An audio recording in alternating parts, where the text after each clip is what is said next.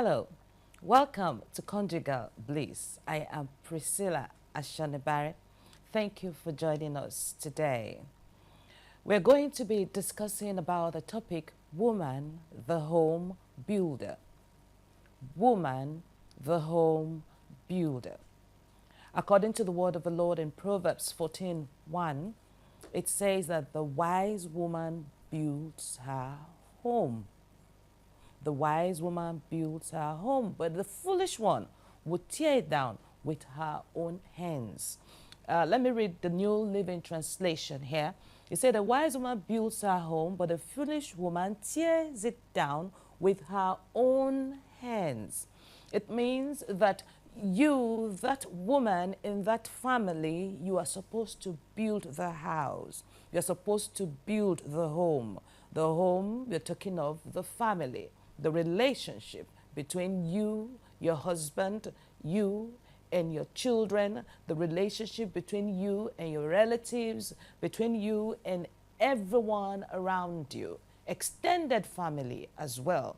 You are supposed to do what? To make sure that you are a wise woman who is building the home and not the one that is tearing the house down. And it says, what kind of a woman? The wise woman. So when we say a woman is the one that will build the home, then it means it's not every woman who can build the home. In order for you to be able to build your home, there's one thing you need to have. You need to have wisdom. You have to be a wise woman. It says in Proverbs 24:3 that through wisdom a house is built, and through understanding it is established. So in order for you to build your home, in order for your home to be a replica of heaven and earth, you have to get wisdom. In Ecclesiastes 10:10 says, wisdom is profitable to direct. Another version says, wisdom will bring success. So it means that when you are wise, it will help you to take the right decisions. It will direct your path toward success. It will direct your path towards happiness. It will direct your path towards having harmony in your home. It will direct your path so that you'll be able to have peace in your family. Also Proverbs 4:7 says, wisdom is the principal thing, the major thing. In order for you to have a home that is enjoyable, a home where there is love, where there is peace, where there is harmony, you need one thing, wisdom. So somebody will say, okay, wisdom. Okay, then what is wisdom? What is wisdom? This wisdom that I need in order for me to be wise, in order for me to be able to have a good and enviable home, I need wisdom. So what is wisdom? Wisdom is the ability to make good judgment. It is the ability to make good judgment. It is the ability to be able to make the right choices. Not only choices, it is the ability to be able to know how to communicate. It is the ability to be able to know when to talk and when to be silent. That is one of the reasons why we have problems in homes. We have marriages who are about to hit the rock. We have marriages that are turbulent. It's because some women do not know how to talk. You should know how to talk, what to say, when to talk. And you should even study the mood of the people around you before you talk. It said, let your conversation be full of grace, seasoned with salt, so that you can know how to answer everyone. Thank God for the woman called Abigail in the Bible. She was a woman of wisdom. She knew when to talk and she knew when to keep quiet.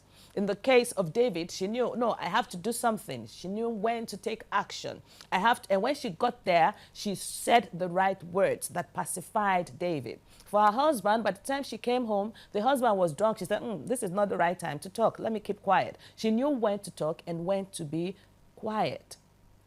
Wisdom will help you to do that. Wisdom will help you make the right decisions concerning your time, concerning your association, concerning how you manage your money, concerning your relationship with your family members, with the extended family members, with your in-laws. Wisdom will help you. It will even help you to know what to eat. In order for you to live in health, what to prepare for your family so that they can live in health. Because sometimes many of the sicknesses that are out there, they come as a result of what we put in our mouths. So wisdom is very important. Wisdom will give you the ability to think beyond science and the physical. I repeat, wisdom will help you as a woman to think beyond science and the physical. This is even applicable to everybody. Getting wisdom will help you not to be able to be, not for you to be rash in your decision making. It will help you to know the right peg for the right hole. And one thing that we have to know is you cannot get wisdom without knowledge. And you cannot get knowledge without understanding. That is why you see many places in the Bible, like in Isaiah chapter 11, it said, the Spirit of the Lord is upon me, the Spirit of wisdom and understanding, the Spirit of counsel and might, the Spirit of knowledge and of the fear of the Lord. You will see there's knowledge, there's wisdom, there's understanding. If they are the same thing, God won't be enumerating them like that in that verse. So you have to have understanding. What is understanding? Understanding is when you have a grasp of what is going on. Like in the classroom now, when the teacher is teaching, normally after the teacher has finished explaining a new idea or concept, the teacher will now say, do you understand? That means, are you able to grasp it? Are you following? Is this thing clear to you? And sometimes you may not grasp it. And by the time you grasp it, it's as if a light is turned on, an illumination comes, and you say, oh, now I understand. So after you understand it, then you have the knowledge. Now you know what that thing is about. Now that you know, you're not stopping there, because we have so many people with knowledge but who are not wise, because wisdom is now the right application of what you know. Like, thank God that you're listening to me today. You're going to be getting some knowledge and understanding about how to build your home. And please, I would beg all the men there, don't say because the title is Woman the Home Builder, then you should just walk away. No, sit down there so that you can be able to also learn something beside your wife. You can be able to explain some things that you'll be hearing today to your mother, to your sister, your colleagues, even your friends who are female, so that we can be able to pass the knowledge across. So men, don't go away. Please stay with me as well. Okay, what I'm trying to say here is you get understanding, you grasp the idea, there's this thing that, see, if a light is turned on, it's made clear to you. Then, now that you grasp the idea, you understand it, you now have the knowledge. And when you now have the knowledge, the right application of the knowledge now is wisdom. So I'm talking now, the Holy Spirit will give you understanding and you'll be able to know it. Now, don't stop there. Please put it into practice. It said, wisdom is found on the lips of him who has understanding. So you can see it. It is a progression. And how can we get wisdom? The Lord gives wisdom.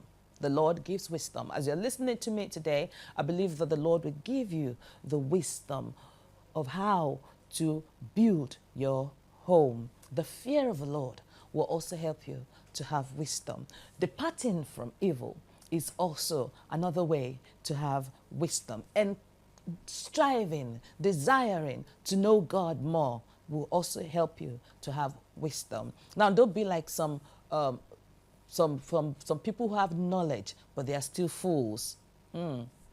Let me give this example. There was this man of how you have knowledge. Yes, you are still a fool because that knowledge is not being applied to your life. There was this man, he was a medical doctor, and he was heading a very one of this internationally known organization of health. I'm not going to mention the specific name. And we happened to know this man. So one day when we visited him, trying to do friendship, through evangelism, through friendship, okay? And we now saw him, he was smoking. A medical doctor, smoking. So we got in conversation and we were trying to tell him that that was not the first time we were visiting him, but that was the first time we were seeing him smoking. So my husband and I, we now started talking, and I think he was uncomfortable. I said, please don't mind me that I'm smoking. It's just that it's a habit that I've been trying to beat. And we were wondering, after we left the place, that this is a medical doctor who knows the implication of smoking more than a layman outside there would do, yet he is smoking. So he knows the negative consequences. He has the knowledge of what it would do to his body, but he couldn't apply it. So don't be like that person today. Please apply whatsoever you learn here today so that you can be able to build your home. Wisdom is beyond rubies. It's far, far more than gold.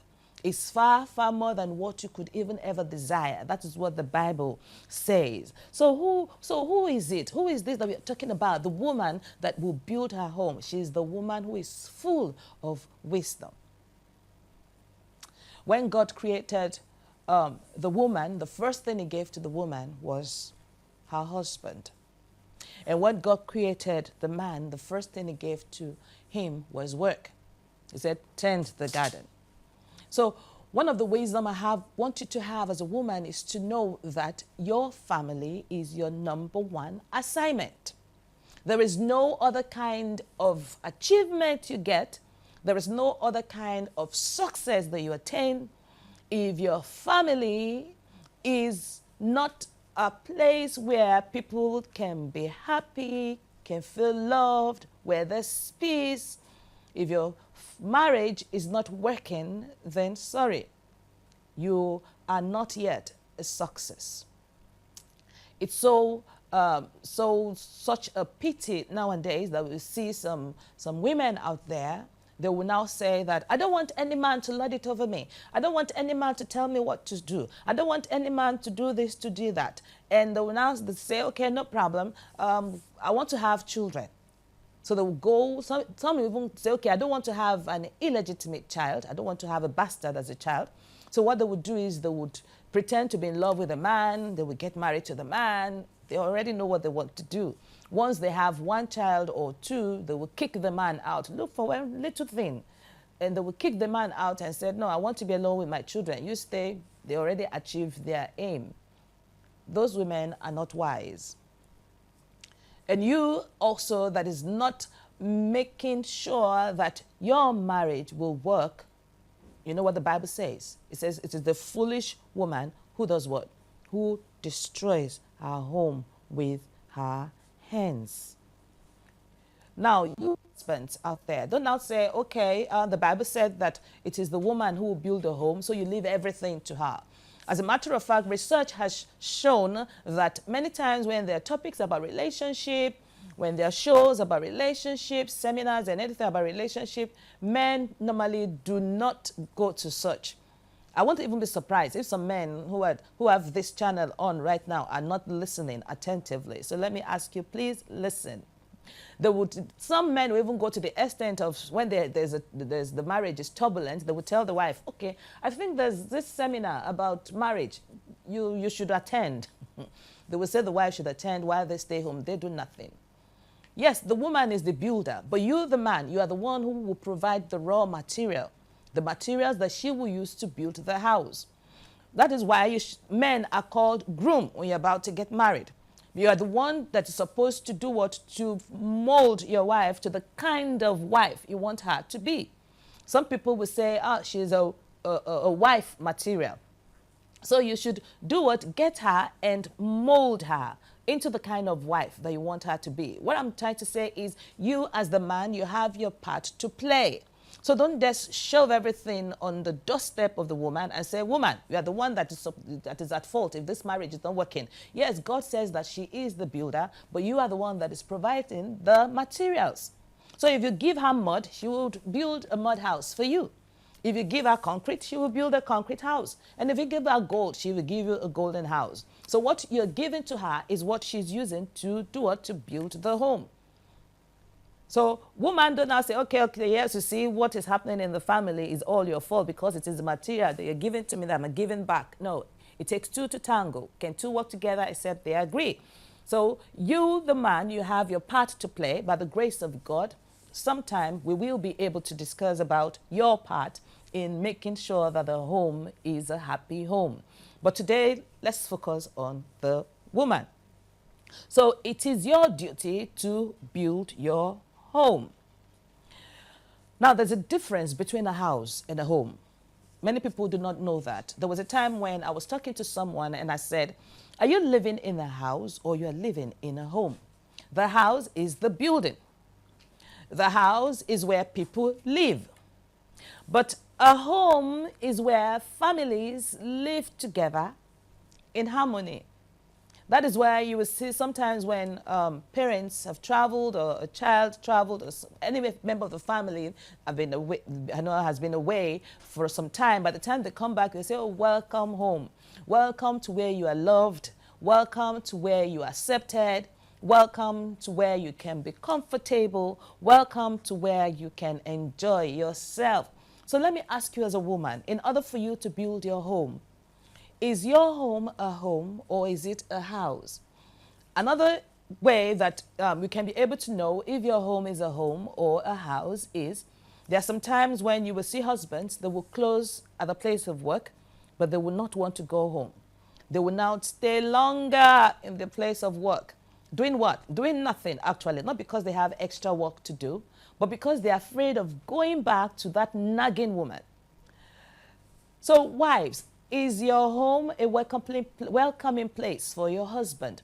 And it's not limited to husbands. There are even some wives also that they are afraid of going back home after the end of the day in their place of work. When you think of going back to the place where you call home, are you happy? Are you afraid? Do you have anxiety? A home is where when you travel out of town, notwithstanding how beautiful that place that you are lodged in is, notwithstanding how comfortable the place is, notwithstanding how expensive the food they offer you or drinks, you still have this longing to be back home, to be reunited with your family. There was a man that I heard yesterday was saying that whenever I travel and I'm without my wife, I'm not that happy. I said, oh, that's a very good marriage. Oh, can that be said of you? Or when you are out of town, you are saying, oh, hallelujah. I would not have to deal with this nagging wife for some time. Or you as a woman, you are saying, I'm free of this man, at least even for some few days, I will have peace of mind. Then your home is not a home, it is a house. It is just like you have different people coming together to live in an apartment. Okay? You know, sometimes in cities where accommodation is very expensive, you will see people who will come together, they would, okay, everybody would just, put money together. Okay, I cannot pay for the whole house, I cannot pay for the whole apartment, maybe it's a 3-bedroom apartment. So you have somebody that is paying for one room, another paying for another room, another paying for another room, and they have the sitting room as a joint place to use, the kitchen as a joint place to use. That is how some families are operating. They are all in their different rooms and they just come around, see one another one time or the other, or even spend days not even relating. Hello, woman. If that is happening in your home, then you have a lot of work to do. You are the home builder. Rise up and build your home. Make your home a home and not just a place where people are living together. No, it should be a place where people are loved, they are appreciated, where people can come and be comfortable, where people will long to be. You know the reason why some children will leave their families when they are grown and they will not want to go back to their parents is because they do not see that place as a home. They see it maybe as a wrestling ring where daddy and mommy will always fight. They see it as a debating center because they will always see their father and mother always arguing. So the memories they have about the home where they grew up is not a positive one. So wherever they are, they want to, unconsciously, they want to forget, to avoid, to stay away from such a place. On the other hand, you have some children that even after they're grown, they have their own families. By the time it is vacation time, holiday time, you see them, they are longing to go home. I want to go and see my parents. I want to go and greet my parents. And people will even be making jest of that. Say, are you not grown? Why are you talking like? It's because they have good memories of how daddy and mommy lived. The place they lived, they grew up, was not just a house, it was a home. So the question is your place that you're living right now, is it a house or is it a home? When your children live and when they are grown and they are by themselves, they can fend for themselves, or they are married, will they always be happy to come back to see you and your spouse, to see you and your husband? Are you giving them good memories, positive memories that will make them to be drawn back home?